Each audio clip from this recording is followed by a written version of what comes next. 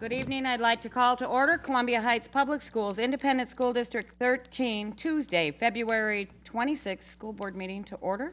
If you could all rise for the Pledge of Allegiance, please. I pledge allegiance to the flag of the United States of America and to the republic for which it stands, one nation, under God, indivisible, with liberty and justice for all. Thank you. Next, roll call. Can you call the roll, please? Mr. Larkin? Here. Ms. Meyer? Here. Mr. Landwehr? Here.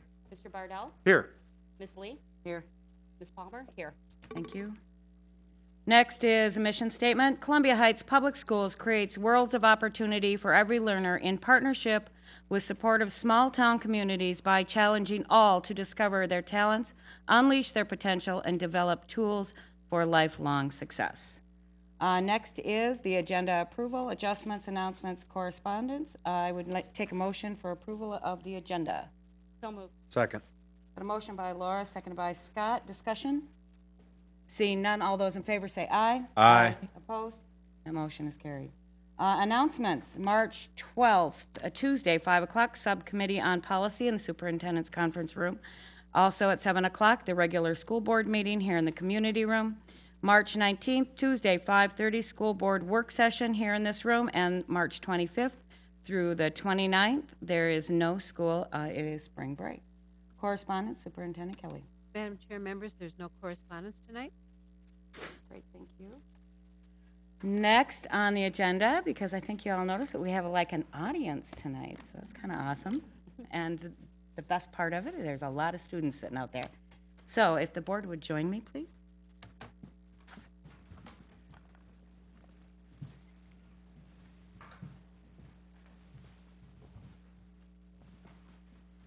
Well, tonight we're honoring some students from the Columbia Academy, and I'm going to read some of the things that we're here for tonight. The Future City Competition is a national project-based learning experience where students in the 6th, 7th, and 8th grade imagine, design, and build cities of the future. Students work as a team with an educator and engineer mentor to plan cities using SimCity 4 Deluxe software, research and write solutions to an engineering problem, build tabletop scale models with recycled materials, and present their ideas before judges at a regional competition. 3 teams from Columbia Academy participated in the Minnesota State Future City competition. Teachers Angel Brown and Emily Christensen were very proud of the product and professionalism of all 13 students who represented Columbia Academy. 2 teams were recognized as winners in the specific categories of engineering excellence and most environmentally friendly power source. We've got Team Aura Bay first. And I would like to read the certificate. Columbia Academy and the board is recognizing for receiving first place in the engineering excellence category of Minnesota statewide Future City competition. William Cook, are you here?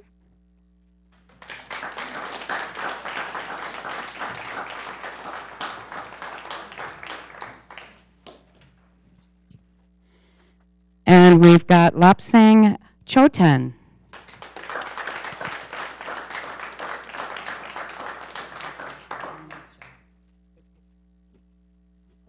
Nathaniel Two Bears.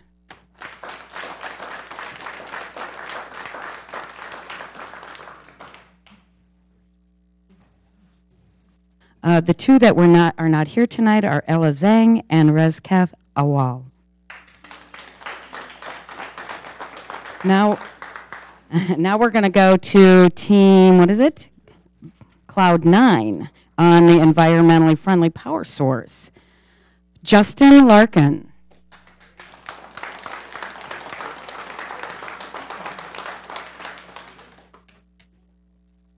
A.J. Thompson.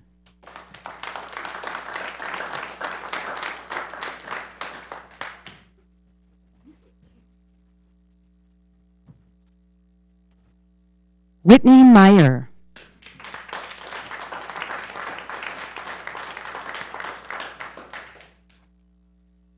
and Duncan Van DeMark.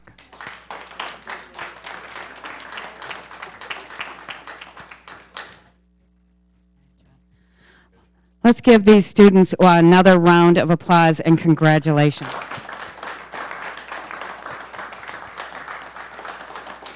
Also, if we could give a round of applause to Angel Brown and Emily Christensen for taking on such a wonderful project.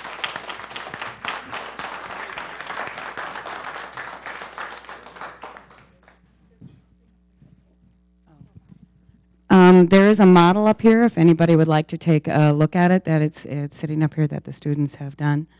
So again, congratulations. You guys, we are so proud of the things that you're doing at Columbia Academy and representing Columbia Heights and District 13. You guys are awesome. Again, thank you so much for everything that you've done, and you just are, you're great. You're great. What more can we ask?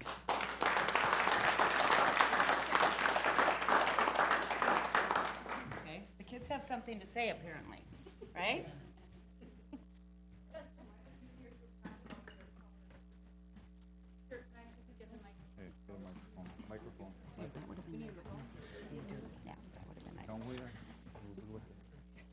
So we're cloud. Oh, it does work. Hello? Okay, our I'll city. do it. Yeah. Hello? Yep. Okay. Our city was Cloud 9. We were located on the Colorado Plateau. And yeah, our power source was interesting. It was worked by power. I'm sorry. Can't remember it. I'm sorry. All right. So we had the main problem we had for this year's competition was stormwater runoff. So we needed to find a way to dispose and reuse the water. So we decided to turn it into our energy source. So when water falls, it's collected on top of rain gardens, which are, if you get a closer look at the model later, you can see, and on trenches on the side of the roads. The water soaks through there and through a dissipation system, which is a group of rocks that slows the speed down so it doesn't damage any buildings or pavement. And after that, it goes through a series of pipe systems, which go through every residential area, watering all the grass, so that's one less bill you have to pay. After that, it is sent to the water treatment facility over here, where it goes through first. It treats for just regular pollutants like gasoline and oil and other things that could have gotten in there. Then it goes through the waste, which it takes out human waste or animal waste or garbage could have gotten in the water. And finally, it goes through the medical treatment, so which takes out any medications that people may be allergic to make sure that our citizens have the cleanest water available. After that, half of the water is sent to the citizens so they can use it for their showers and everything. And the other half is sent over the side of the plateau here. After the water falls down and after it reaches its maximum velocity, it turns turbines which create energy for our city. And we have another source that's our backup, and Duncan can talk about that. All right. Our other source of power is around the city. There are workout gyms, and all of the elliptical machines and everything related to cardio is hooked up to turbines. So whenever you run on the machines or pedal them or whatever you're doing on them, you'll actually be powering the city while getting a workout at the same time. It's very clean, and the only side effect of it is body odor. Also, since you're helping power the city, you get a deductible off of your bill. Cool.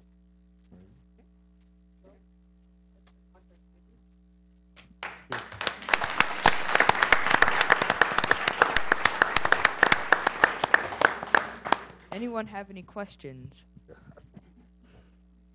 Anybody got any? I give the microphone to. I'll take it. Okay. Thank you. Next. Come on. Did you guys want to come up and tell us more? You talk about yours. Don't run away. Our model here. Get your microphone. Need a microphone. Hold it really close. Our model isn't here today, and 2 of our group members are gone. But we got the award for engineering excellence, and I I'm not really sure what part of the city that is an award for, but some things that were engineered in our city are our power source is well, we have several. We're on an island off the coast of Queensland, Australia, so it's in a place where it's very sunny, and when it's not sunny, it's very rainy. So we have roof gardens, and the excess water from those, so that they don't flood and drown the plants, goes down an aqueduct kind of thing and into a water turbine in our industrial part of our city. We also have roads that are made out of this permeable kind of fiber, I guess you could say, called carbon nanotubes. And it's these things that are very strong, even though right now they're only produced at a very small level. They're strands of carbon atoms, kind of in a, if you imagine a chicken wire fence rolled up into a circle, like a long one of those, except they're super small, smaller than a hand of strand of hair, and they're stronger than steel. So we use those for our roads, and then the water will seep through into a hydrodynamic separator, which spins around and spits out all the sediment, and then the water goes into genetically modified algae, which will eat all the pollutants and make biofuel in the process. Neat.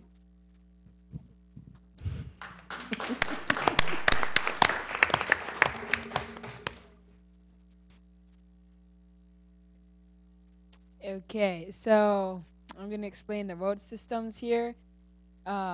You actually don't drive your car. It's driven for you by many sets of quantum computers, which directs all the traffic. So all you have to do is get in there, and in under a minute or so, you're at your destination. So there's no hassle and traffic jams and stuff, since it's all controlled by computers. And also, if a car breaks down, it'll push the car out of the way of traffic or redirect the flow of traffic around the car. And if a quantum computer breaks down, backup computer is there to take its place. It's pretty good because you don't really have to, blind people can just go in the car, because before, blind people had to walk around with seeing eye dogs and yeah. And now they can just go in the car and tell where they want to go, and they'll go there. It's also pretty good for people who are mentally retarded, because they can just get in there and go, because they don't really have to think that much. Okay, so we have a part of our city on top of our roofs called carbon panels. They look a lot like solar panels, but basically what they do is that they take the carbon dioxide out of the air, which is basically carbon and then 2 oxygen molecules. It basically separates the compound and takes away the carbon, and then leaves the oxygen to roam free in the air. Okay.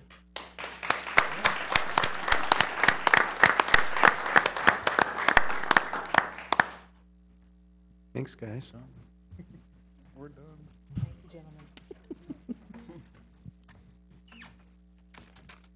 Thanks, you guys. That was really great, all the things that you've done. We're really proud of you. Next is communication to the board. This is where any citizen or employee may briefly address the school board. The board will listen to the brief remarks and ask clarifying questions, and if desired, request the administration follow up. The board will not take action at this meeting on any requests presented at this time, and I ask that you be in mind of Minnesota State Statute of Data Privacy. Is there anyone here tonight that would like to speak to the board? Anyone that wants to speak to the board?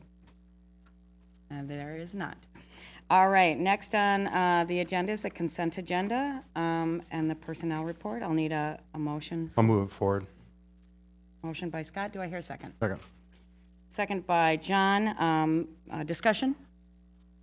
Seeing none. All those in favor say aye. Aye. Opposed? And that motion is carried.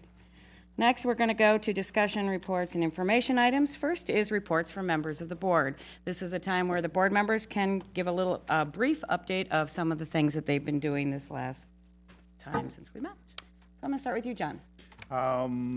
Just a couple things. I had the opportunity to watch the boys high school basketball game against Spring Lake Park. I think it was, last Tuesday? It was a nail biter right to the end, but it was exciting and we won. So I was happy to be able to be there for that. The only other thing that came to mind is this week I've had the opportunity to watch and be participating with the fire department, interacting with ECFE.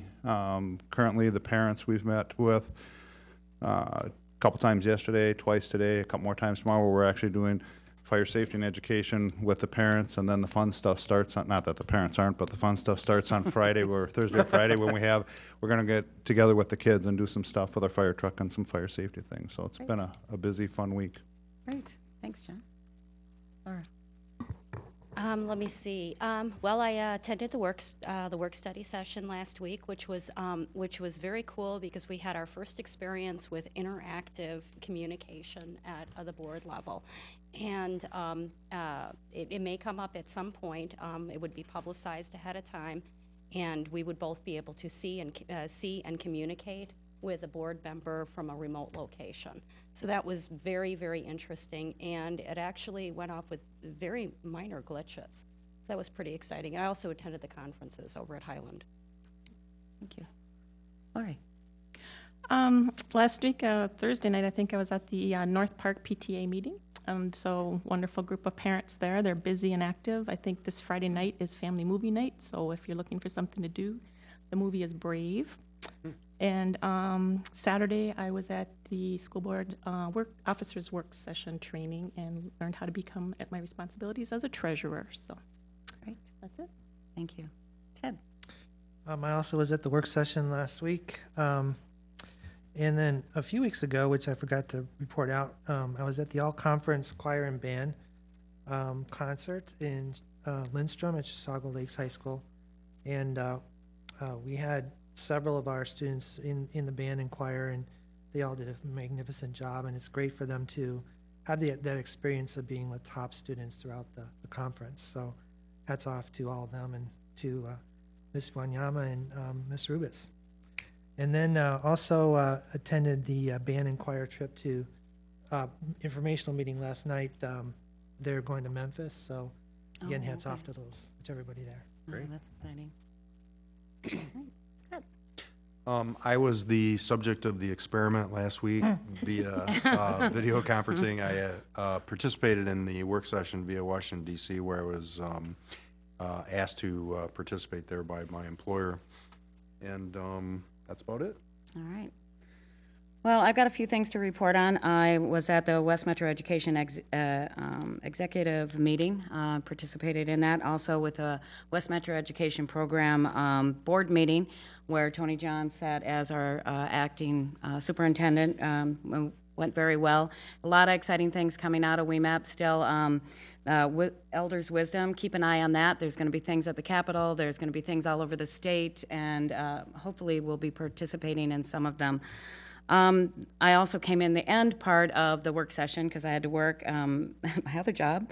So I just saw you in the end via Skype. So and it seemed like it worked pretty well. Yeah. Yeah. Worked well. Good. And Good. thank you to all my fellow board members for helping me make it work, and Director Hennekins for making it all work. There was only one problem. We couldn't figure out where to put your nameplate.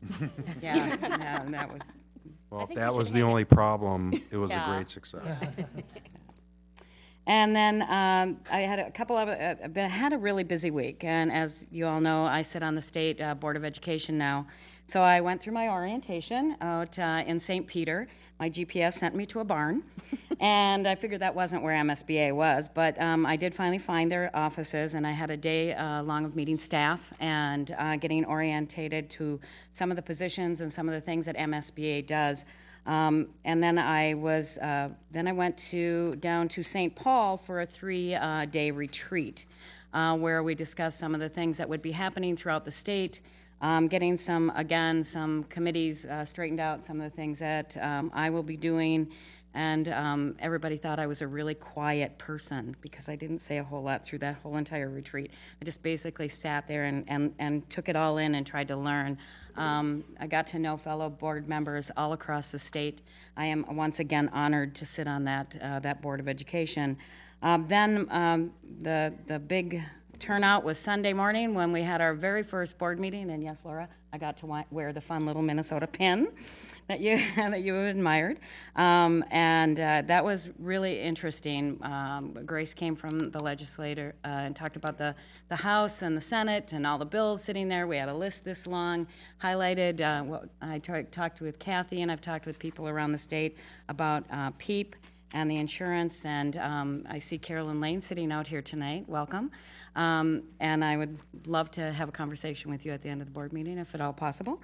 And I have been talking with also Barb Goodwin and some other senators and legislators across the state regarding some of these bills that are coming forward, things that will affect public education, and learning how I can be down at the Capitol, hopefully lobbying for K-12. I also ended that on a great note. There's many things coming forward. NSBA is taking a whole new turn, and will be looking like something very new, more on a federal level of lobbying for MSBA and the states across the nation. So we will be hosting NSBA here in July. And I will give you guys more information as we go forward. And also there will be numerous other things at the Capitol that I'll be participating in. So I'm really very excited and very, very overwhelmed. I will tell you that right now. But proud to be representing Columbia Heights at that. And I am also meeting with numerous board members across our district and hoping to host a breakfast or brunch here. And I would like to invite the board members to come and meet other members in District 5. But that's in the works, so I'm working on that as we speak. So we'll see how that ends up. So I'm already getting phone calls from across the district on different issues, and I'm pretty new, so here we go.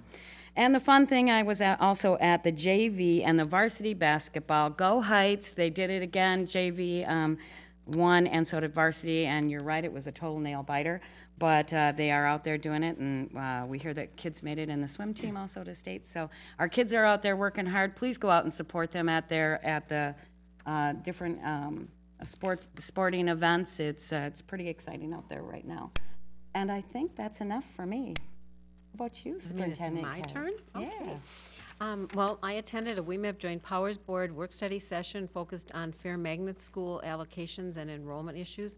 It was a special event because they invited superintendents and business managers and PAG members, Partners Advisory Group, to come and listen to the discussion around allocations and enrollment. And so Director Burkus and Holmgren were also in attendance at that meeting. We have the quarterly Achieve program report to the superintendent. This is a program that's in its second year, and so Director Hollaby and John Awesome, who serves as the principal, or you want to say the AP, presented student achievement and behavior information as well as a program update.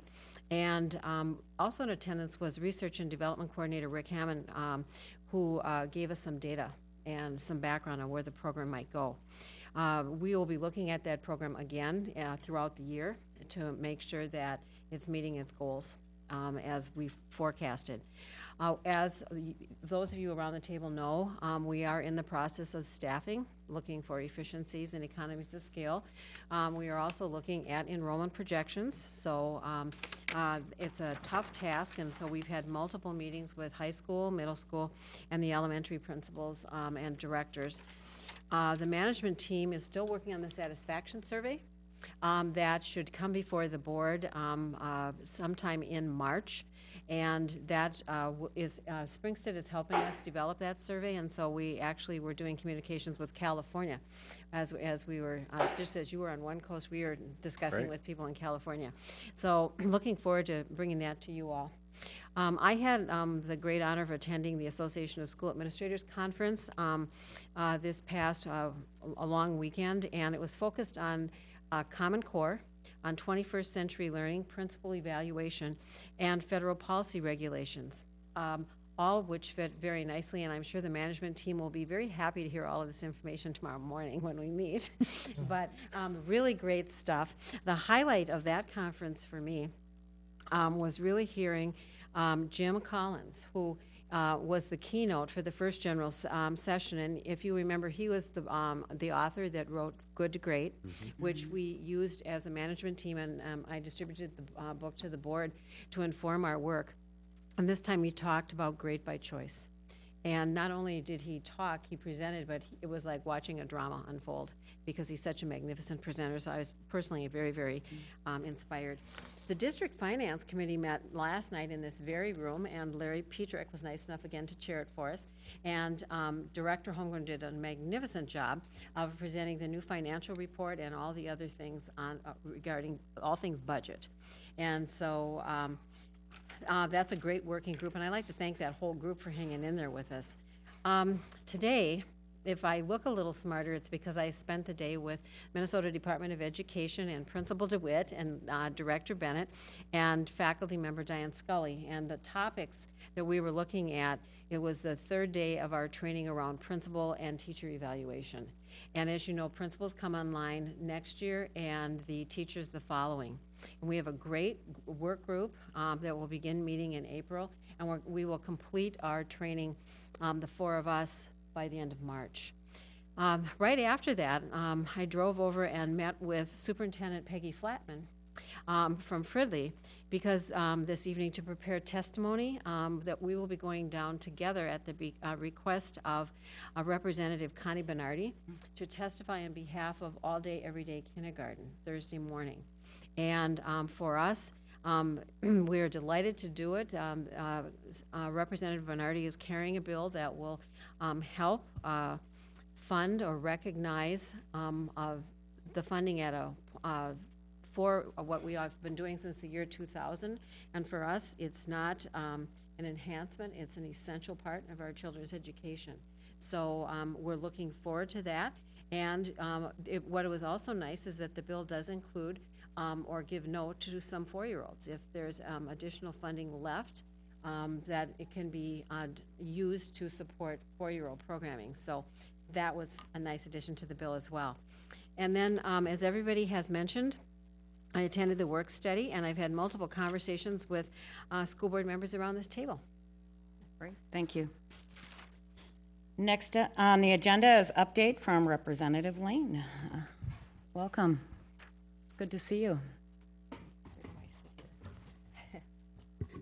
Well, good to be here, and I see you've made it more of a circle. It's very nice, and the technology and everything, it looks very alive in here, besides the children. So it's very, very busy down at the state capitol, and with first deadline coming up, and I hear 2 weeks and 1 day. There's a lot that we'll be going through. So the days are very, very, very busy. I don't think I can recall a busier year for me personally there. So it's just been go, go, go. So the governor has put, as you know, some little money on formula and a little money for special ed and then voluntary all-day kindergarten. I believe that's it. I didn't have any time to check this, so I'm going totally off my head. But so there's something in the schools, and the thing he did not do was address the shift. But my understanding, and you can correct me, is that once you've shifted, you've shifted.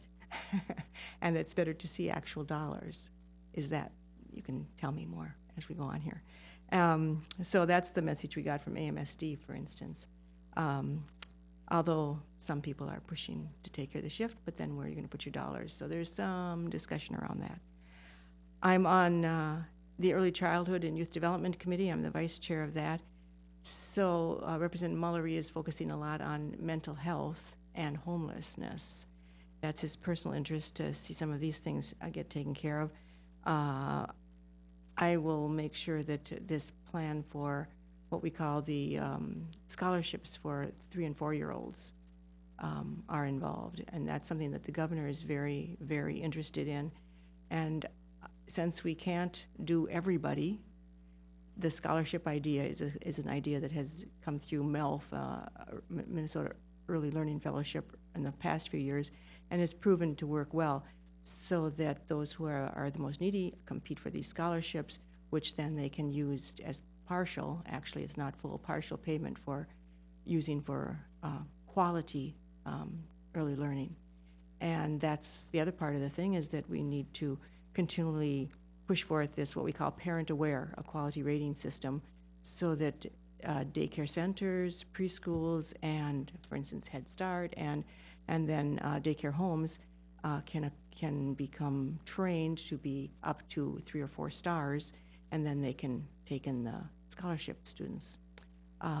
It's a good way to build quality, because one of the things is that if for instance, a licensed daycare home had a 4-star rating and had one student that carried the scholarship, every other child in that daycare would be benefiting from the training that this person had for the quality daycare. So it's a way to get quality spread out through our system. And the one thing some people encourage us to be in the school districts, but school is one of the possibilities. The preschool that we have here that I visited over at Highland is extraordinary. I love my old Highland, even more now. And I got to talk to the principal over there for a while too. So that's one of the programs that is rated high, and Head Start's rated high, so these are all set to go. But it's bringing, most of the kids aren't in programs like that, so we want to bring all the possible programs up and keep parent choice. And that's something that the governor is really pushing, parent choice. Education Minnesota gave some push to trying to say, no, we'll make it all in the schools. I didn't even support that when they talked to me, because I really do support parent choice, because this is a too complex a system for 0 to 4 before K, that we can't just have. I jokingly say you can't put your 6-month-old on the bus and send him off to school. It's going to go to your local center or your local care. So we want those places. We want every place that children go to be quality rated, to be up to par, because we are, wherever that child is, it's not just care. Wherever that child is, they are learning. And the question is that being supported in the most quality way? So we want it to infuse our state with how we attend to the little kids, because they are our future, and it is the brain development that on which everything else rests. So that's my personal goal, and we'll see if we can actually add a piece in there for 0 to 3, family home visiting or something, where we can address that more closely. We'll see if that piece also gets in. So there is mental health going through, that is school-based mental health. I'm carrying a bill on that myself. And let's see. I do know that the superintendent told me that sometimes you give out backpacks that have food in it. And I'm working very closely with SECA, our food shelf, because we need to, there's been some difficulty over there, and we're working to get that all